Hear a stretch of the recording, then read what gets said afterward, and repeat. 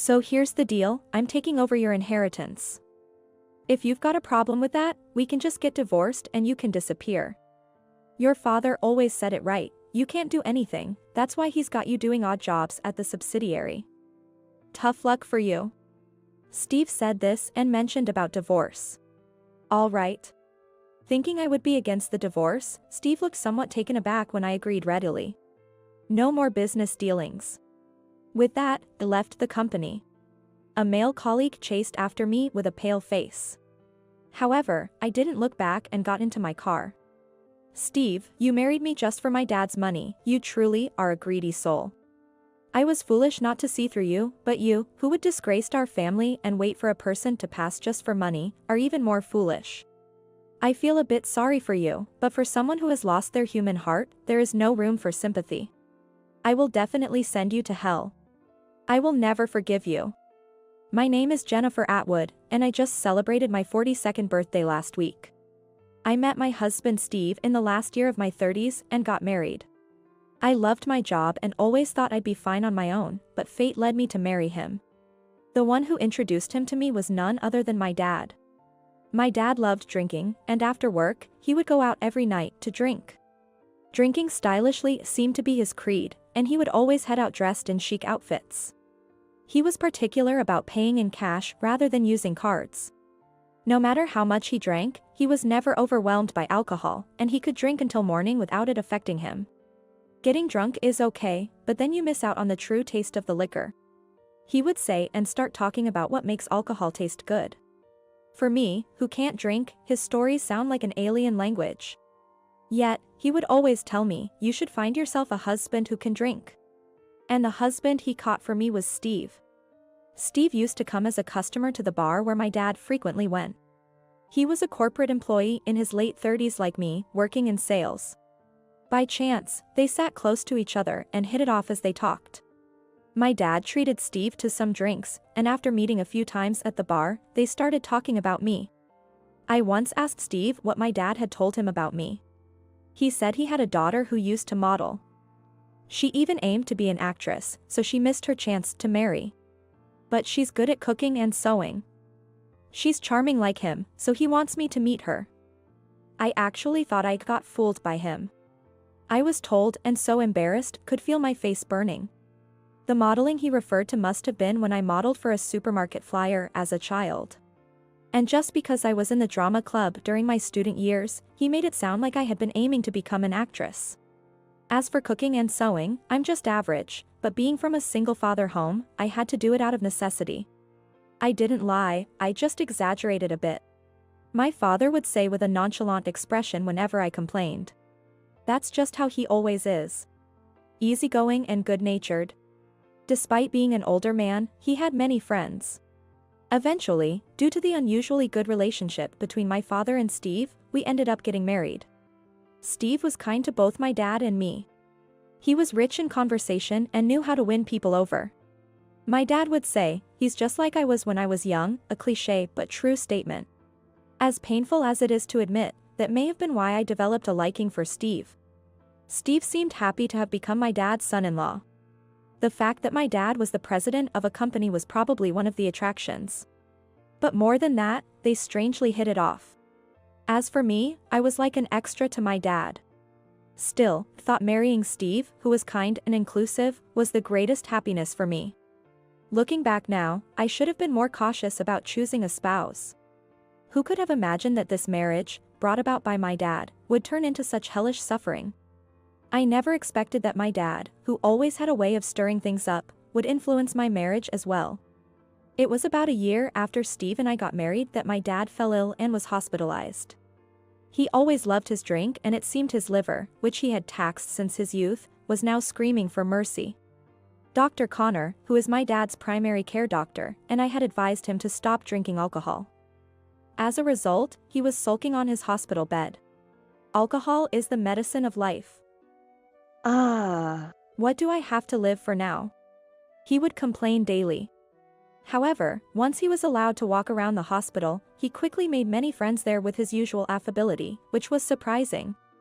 He seemed to enjoy chatting in the playroom for a few minutes each day. I was relieved to see that my dad had found some joy. How's your father doing? Whenever I returned from visiting my dad, Steve would always ask this.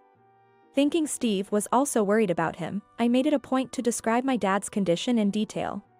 When I visited the hospital last week, he was connected to tubes and needed to rest. But this week, since he's been doing better, I told Steve that he could now walk around the hospital. I thought Steve would be relieved, but his reaction was unexpected. Huh, he can walk now? That's too bad. I doubted my ears. What did he mean by that?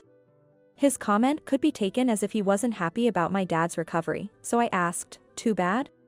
Then he said, oh. I meant that I wanted to take care of your dad when he couldn't move. I wanted to be there for him, that's all. It's great that he can walk now, really. Oh, but hey. Steve quickly changed the subject to talk about his work. He seemed a bit flustered but continued. Our company just landed a major contract thanks to my efforts. It was a tough one to secure. Something about the other party having high hopes for my future, so they went ahead with the contract. And it's across multiple lines too. So my performance is really soaring. It was unusual for him to talk about his work with such confidence. He usually seemed more humble about his work. It must have been a contract he really wanted. Well, it's a complicated story for you who doesn't do much important work. Sorry, no offense intended, don't worry about it. Steve said and went back to his room. I felt a slight discomfort with his words but decided not to dwell on it since he said he meant nothing by it. In the first year of our marriage, he had always been kind. He was capable at work, and people often said he was the ideal husband.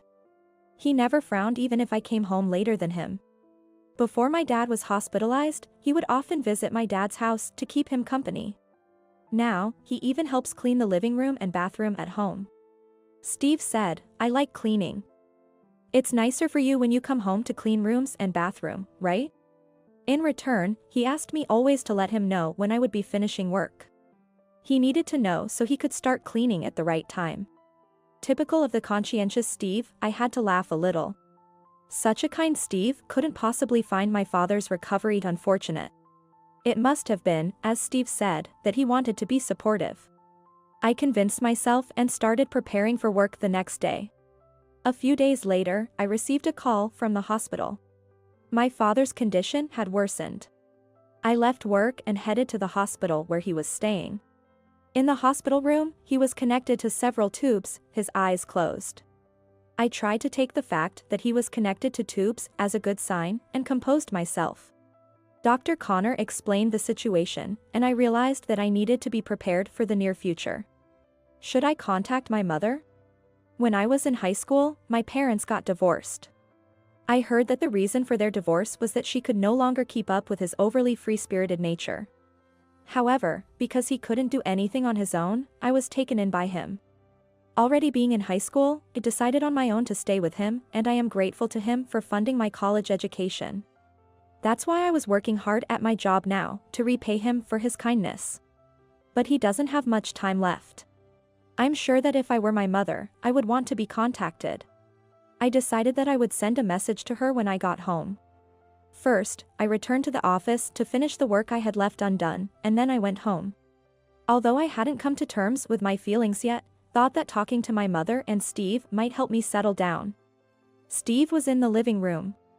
Perhaps because I had told him I would be coming home early, the room hadn't been cleaned. Since he usually does the cleaning, I thought I would do it today, but as I was thinking this, spoke to Steve who was using his phone on the sofa. Today, I was called out from work by the hospital. It's about Dad. Before I could finish, he threw his phone on the sofa, turned to me with energy, and said with a smile, "Did your father finally pass away?" I was so overwhelmed by his forcefulness that I couldn't reply immediately. Then, for some reason, he continued talking on his own. Right. He wasn't well before he was hospitalized.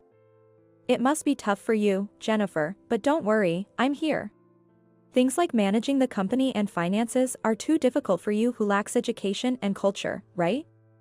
So, although his speech was still midway, I interrupted him realizing the huge misunderstanding. Steve. It's okay, everything's okay. Dad's still alive. Thank you for all your concern, I said. Upon hearing this, he stopped moving and displayed a noticeably disappointed expression. I couldn't understand why he would make such a face. He seemed to care about my dad's company and finances, but in the event of an emergency, I planned to consult the appropriate professionals. My dad has always strongly advised me not to discuss the management details with anyone close, even if they are family. Since Steve is just a salesperson at a company, my dad and I have not shared the specifics of our company with him. Perhaps sensing the situation, Steve had never asked us about it. Seeing Steve still looking disappointed, informed him about my dad's condition. So, it's a situation where we need to be prepared. Could you visit Dad soon, Steve? Then he looked up slightly, smiled gently at me, and stood up from the sofa. Understood. I'll go if I can, he said and went back to his room. His words echoed in my mind. In the adult world, I'll go if I can often equals I won't go. I silently watched as Steve walked away. My dad passed away 2 weeks later. The decline from his illness to his death felt incredibly fast. By the time his liver started screaming, it was already too late. During those 2 weeks, I stayed at the hospital overnight to keep an eye on his condition. Although he was connected to tubes until the end, it seemed he passed away without much suffering. During the last 2 weeks, many people who had been close to him came to visit his hospital room. Drinking buddies, old friends, and daily visits from people from my dad's and my company's. Even patients who had become his friends in the hospital came to his room to talk to my dad, who remained asleep. It was a 2-week period during which I truly felt that my dad was loved by many. However, despite the many visitors, Steve never once came to visit my dad. Though I had some expectation from his tone, I was utterly dismayed that he, having been so cherished by my dad, showed such callous disregard. I thought of asking Steve to help with the funeral arrangements, but I couldn't get in touch with him. When I contacted his company, they said he had taken bereavement leave. Yet he did not return home, and, ultimately, he did not show up at the funeral either. Although people from Steve's company came to offer their condolences, they were understandably puzzled by his absence. I was so busy after my dad passed away that I didn't even have time to cry. I felt guilty but had to ask my mom to help sort through the tedious paperwork. It was 10 days after my dad's death before I could finally settle down at home. During that time, couldn't get in touch with Steve at all. I was so worried he might have been in an accident. However, when I got home and saw him in the living room, I felt a bit relieved. Steve, what happened? You didn't come to the hospital, you weren't at home, and I couldn't reach you. Dad passed away, you know. Steve, who was still fiddling with his phone on the sofa, said without looking at me. Yeah, I know. It took longer than I thought since he collapsed. I was getting irritated, wondering how long he would make me wait. I couldn't understand his words. He must have known about my dad's death since he had applied for bereavement leave at work. So why hadn't he shown up at the hospital or the funeral? Despite any circumstances, I felt intense anger at his current comments. We've been married for a year. No, even before that, my dad treated you well, right? Why would you repay his kindness with such betrayal? At that moment, I felt tears about to come for the first time since his death. But I refused to let myself cry over such a thing, and I forced back the tears. What? Kindness? What are you talking about? It's the other way around. I married someone like you who can't do anything. If anything, I should be the one thanked by your father. You say I should come to the funeral, but if you needed me, you should have come to me. He burst into carefree laughter while still looking at his phone screen. Was this the kind Steve I knew? Was my belief that he adored my dad just an illusion? When I met him at the bar, another customer said, "That man is the president," so I approached him and buttered him up a bit. Then he started treating me nicely, and I thought, this guy is useful. My dad was pleased to have found Steve. He was genuinely happy, as if he had gained a son. Man, this past year has been torture.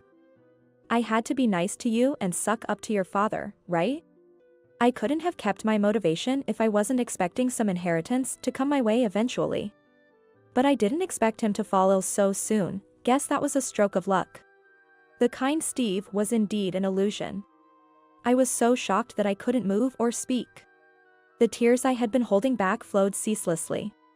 So, I'll be managing your inheritance. If you have a problem with that, get divorced and disappear. But you can't actually divorce, can you? You can't do anything, right? Even your job is just menial, isn't it? Your father used to say so. You're only good for odd jobs at the subsidiary. Tough luck, huh? He laughed loudly. My tears had completely stopped, replaced now only by anger. Who was this person in front of me? Surely, he must be some kind of demon that feeds on the kindness of others. Without saying anything, I went back to my own bedroom. Even after I closed the door, I could still hear his annoying laughter. With my hands pressed against my ears, I firmly resolved in my angered heart. Steve, I will never forgive you. Dad once said Steve was just like my dad when he was young, but Steve is nothing like Dad. Although my dad might have exaggerated at times, he never lied. Steve, you married me solely for my dad's wealth. You really are a money-grubbing fiend. I was foolish not to see through you, but you, who disgraced our family and waited for someone to die for money, are even more foolish. I feel slightly sorry for you, but there is no room for sympathy for someone who has lost their humanity. I will definitely send you in hell. I will never forgive you. After that, I moved in with my mom because I couldn't stand to face Steve. Today is my day off, so my mom and I ordered lunch and ate together. We're having coffee after the meal. Even though I worry about troubling her, I'm telling her everything that happened. It's so embarrassing that even after living with him for a year, I didn't realize Steve's true nature, not to mention when we first met. Dad was deceived by him until the very end. It's so sad. Upon hearing my words, she sipped her coffee and murmured thoughtfully. I don't think he would pass away without leaving something behind, you know? I didn't fully understand what she was suggesting, but after all, they had been married for nearly 20 years. I decided to listen carefully to her words. Even so, Dad actually told Steve that I was just doing menial work at the company. Isn't that awful? He took it to heart and scorned me for it. Indeed, the work I do might seem menial to some. However, I take pride and dedication in my work. The thought of Steve's contemptuous face flashed through my mind. That was your father's way of protecting you, dear. You know the deal, right? Even among close relations. He promised not to divulge the details of the work. Indeed, as she said, now that seemed oddly convenient. After all, Steve doesn't really know what my actual work entails. And, you know, I might have told you that we divorced because I couldn't keep up with his overly free spirit. But there was actually another reason. Perhaps because I looked eager to know more, she discreetly shared the real reason with me. It was surprising yet fitting of my dad. Once again, I was reminded of the unconventional life he had led. And her story didn't end there. That's why, I believe he definitely left a will. By the way, I received a call from his lawyer, Matthew. He wanted to gather all the relevant parties together. Mom, you really know everything about Dad. I admire that. I said, and she laughed cheerfully. What are you talking about? I'm just his long-divorced wife who knows nothing. I had spent more time with Dad than Mom had. Yet, she seemed to understand him better than I did.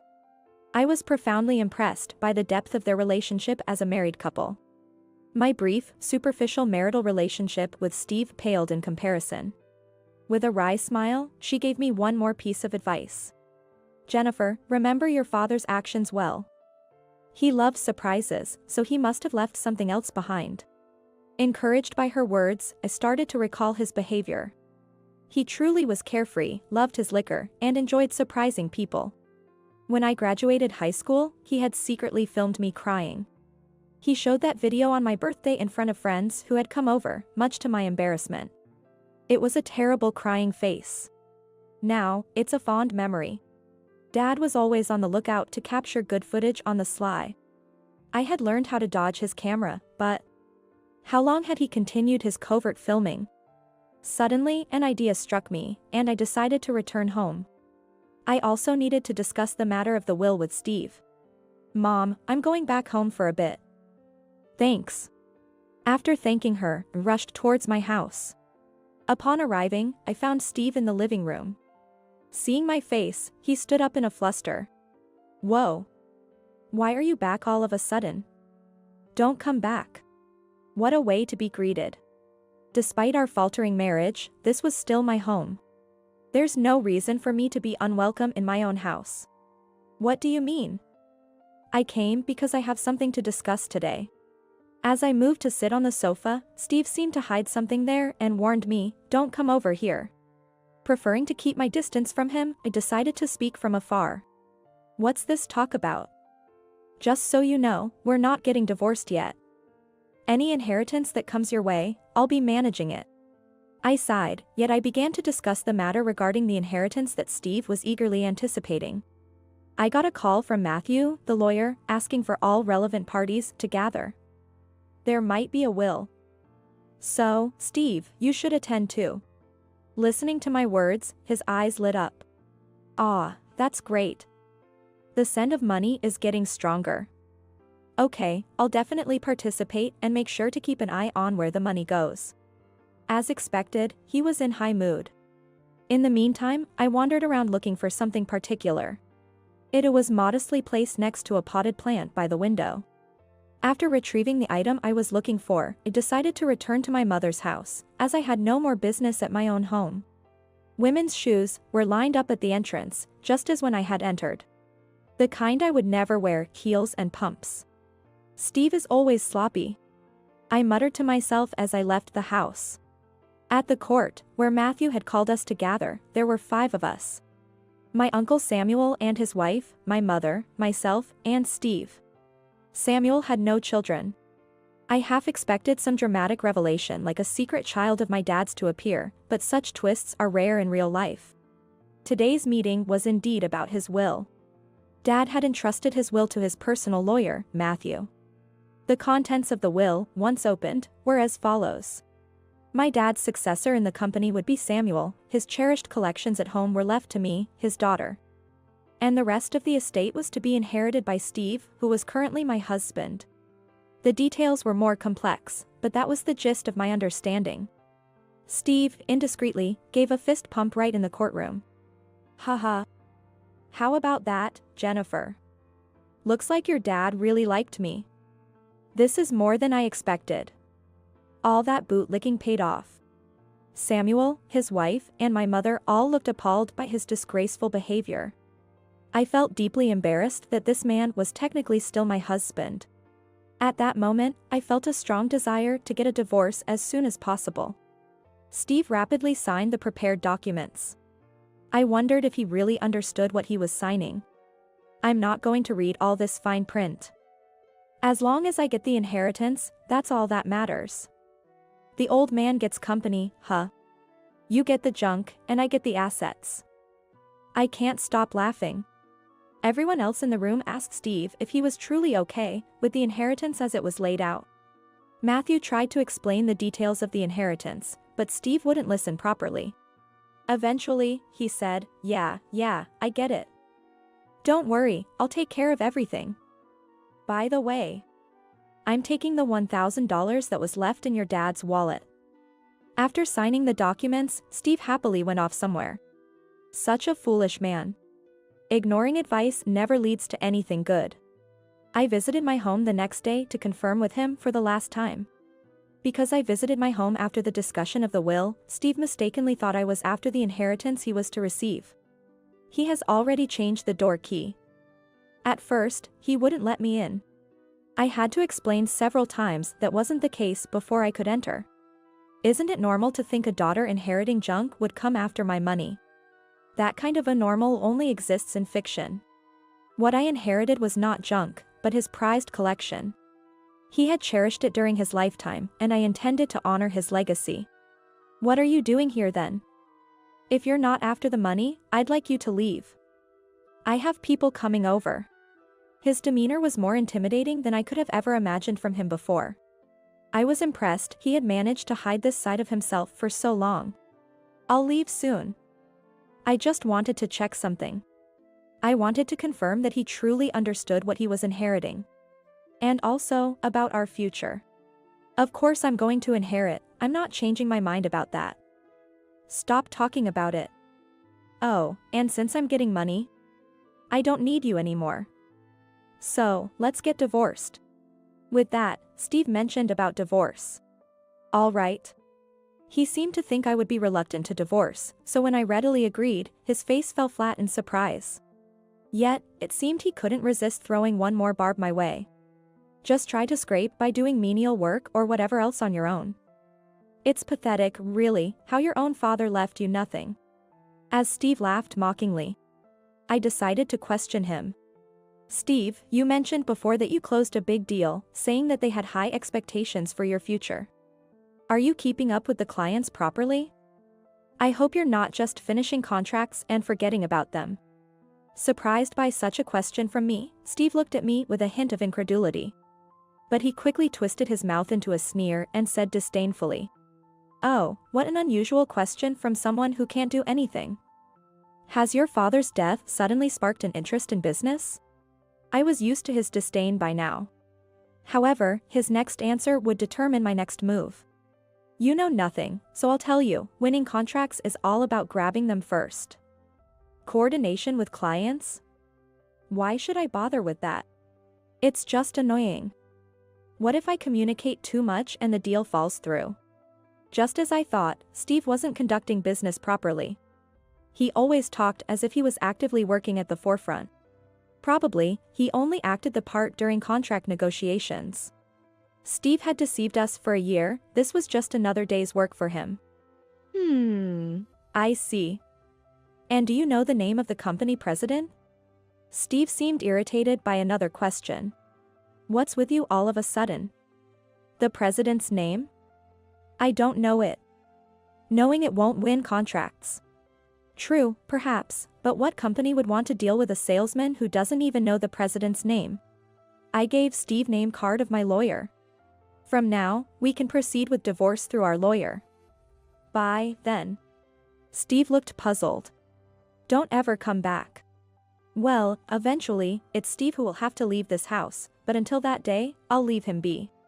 Just then, as I was leaving, a young woman entered the house. She looked at me quizzically.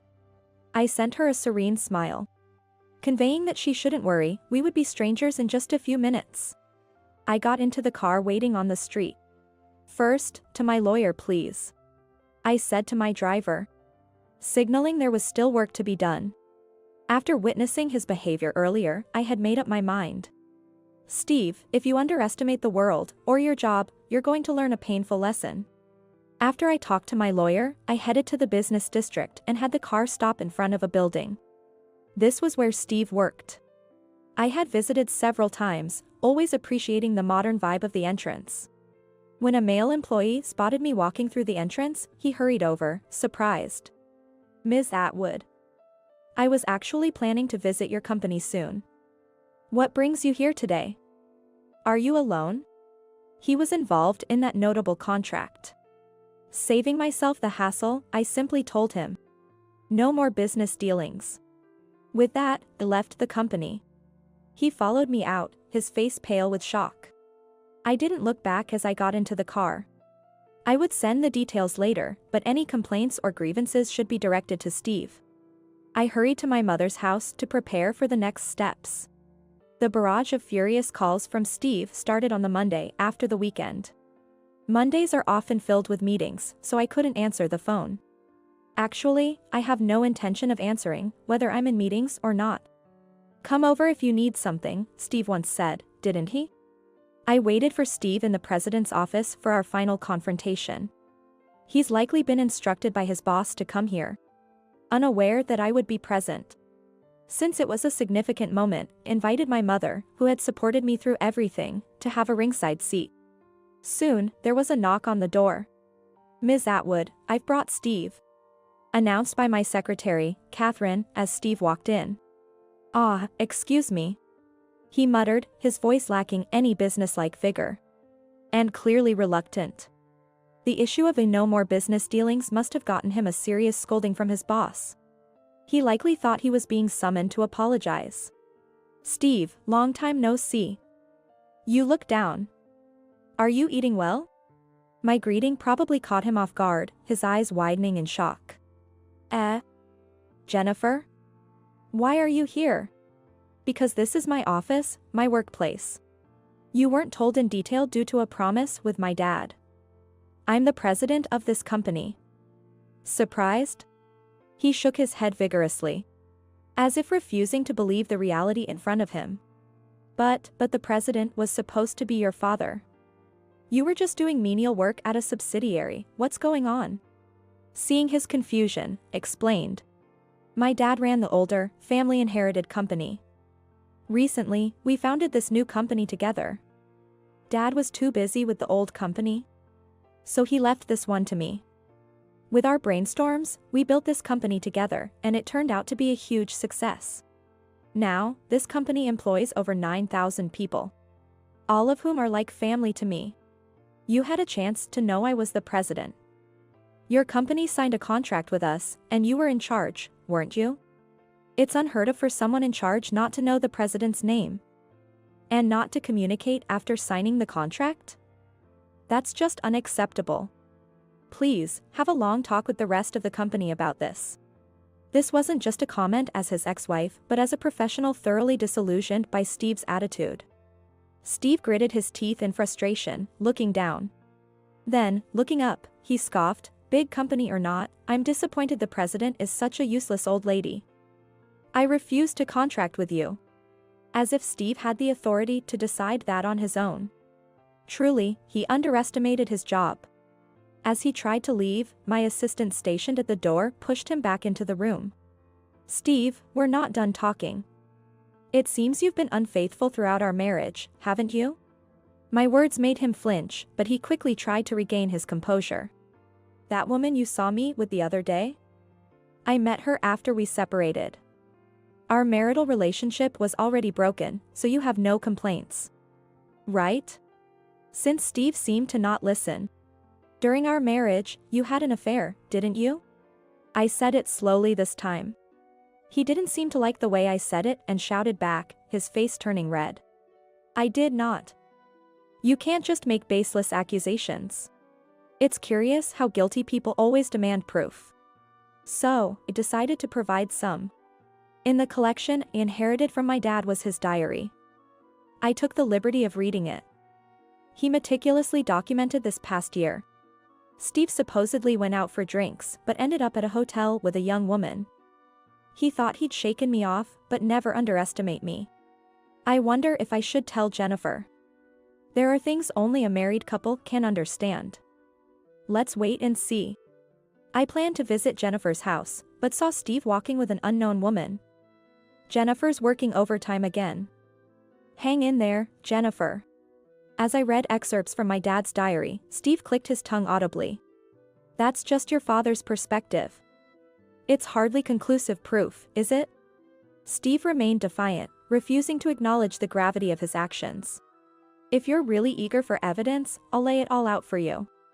I arranged several photographs on the desk. These showed Steve entering a hotel with a woman. Photography was also one of my dad's hobbies, he always carried a camera with him. These were captured by a camera found among the collection. True to film, they are beautifully clear. And don't worry, it's film. So no tampering possible. Steve snatched the photos from my hand and tore them up on the spot. Seeing no sign of remorse in Steve, I said, "Steve, don't you feel anything? Dad knew about your infidelity and kept quiet about it. He believed in you, didn't he? Really? You feel nothing at all?" Despite my urgent questioning, all Steve could say was a "shut up." I continued, despite feeling pathetic about his response. "It seems like Dad eventually gave up on you when you didn't stop your cheating. There was a small camera at home, Dad used to use it for surprises. It was meant to be a prank initially, but it ended up recording unbelievable footage. Dad saw everything. It's likely that Dad had placed several cameras. One of these was not retrieved by him and remained. I collected that one. Steve, it's truly unbelievable. You brought your affair partner into our home, didn't you? It's all recorded by this camera. That's why you insisted inform you when I would be home and why you cleaned the living room and bathroom where you used it for your infidelity. Thanks to Dad, it all makes sense now." Steve scratched his head irritably and slumped into the chair, sulking. I exchanged a nod with my mother. Steve really is unbelievably naive. And why doesn't he listen to anyone? As I had said earlier, Dad had finally written Steve off. I keep saying that your dad wanted to leave the inheritance to me because he thought highly of me. What about the junk you inherited? Was it just meant to expose my infidelity? Ironically, his narcissism is almost enviable here. Yes, according to Steve, Dad wanted to leave him the inheritance. Negative inheritance, that is. Steve, do you remember Dad talking about a joint loan? You only half listened and signed off on it, so you probably forgot. As Steve looked puzzled, my mother started to speak. The reason we divorced was because of his debts. They just kept growing, and he was robbing Peter to pay Paul right up until he died. Never quitting gambling. I think it's a substantial amount. Even then, he didn't seem to understand. I had no choice but to make it clear. Steve, you inherited all the property Dad personally owned. That's not just the assets, but also the debts, including the joint loan. You've already dipped into his money, so you can't disclaim the inheritance now. You have to bear it all. Finally, his complexion changed. It paled rapidly. What? No way. Why should I inherit the old man's debts? That's not valid. I'll renounce it. My dad must have anticipated this reaction. If Steve had really understood and listened to those around him, he would renounce the inheritance immediately. But his greed and failure to verify details led him into this trap. Try renouncing the inheritance if you must. It might give you some peace of mind, though I doubt it'll work. Apparently terrified by the debt, Steve collapsed to his knees, trembling. As sweat streamed down his forehead. Wait, you, Jennifer, you're a president, right? Of this huge company, then you should pay off your old man's debts, right? Why me, why? Steve began to cry loudly. His cries almost like screams. Dad must have regretted introducing such a man to me, knowing his true nature. Steve was the man my dad had introduced to me. Yet, there were times when I thought being married to him was happiness. So, I don't hate my dad for it. The one to blame is Steve, who deceived both my dad and me and turned into a greedy monster. As his health deteriorated, he must have contemplated on his own ways to take revenge on Steve through me. Steve continued to cry. Just then, the phone in the president's office rang. It was connected to reception, and the caller was Steve's boss. I hung up after responding. Steve, you better hurry back to your company. It seems the higher-ups want to talk to you about this issue. Steve, his face paler than ever, seemed to have stopped crying instantly. There you go, I have work to do, so off you go. Goodbye, Steve. I called out to my assistant waiting outside and sent a disoriented Steve back to his office. Hopefully, he makes it back to his company without issue. After the battle, I sat down with my mother in the lounge, soothing myself with some warm coffee. My office is on the 5th floor of a 15-story building. Wanting my employees to enjoy a scenic view while working, the higher floors are dedicated to offices. The top floor has been turned into a cafeteria and break room where employees can relax and enjoy the view, something I take pride in. I enjoy spending time alone in my office, because it allows me to think about the many employees working in this company.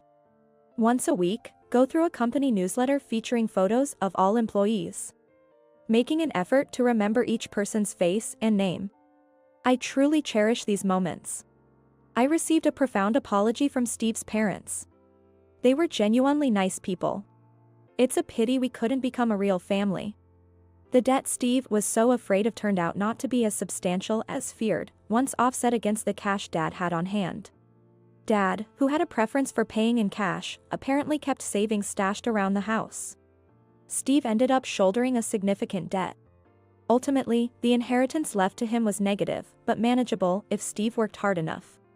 As for the complete halt in transactions I ordered with his company, it prompted a thorough investigation. As a result, his negligence was exposed, and he was demoted. Yet, perhaps out of spite, he continues to work at that company.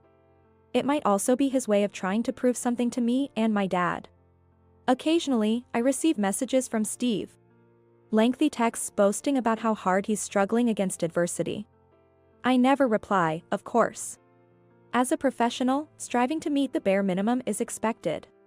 The house he lives in, still registered in my name, is scheduled for cancellation at the end of the month. He will have to find a new place from scratch. But that's no concern of mine. After all, we are strangers now. I closed the company newsletter and looked out the large window. There's a hint of spring in the air. Seemingly the newsletter will feature new faces. Just the thought is exciting. With that anticipation, continue to dedicate myself to my work today. Today marks exactly 1 year since my dad passed away.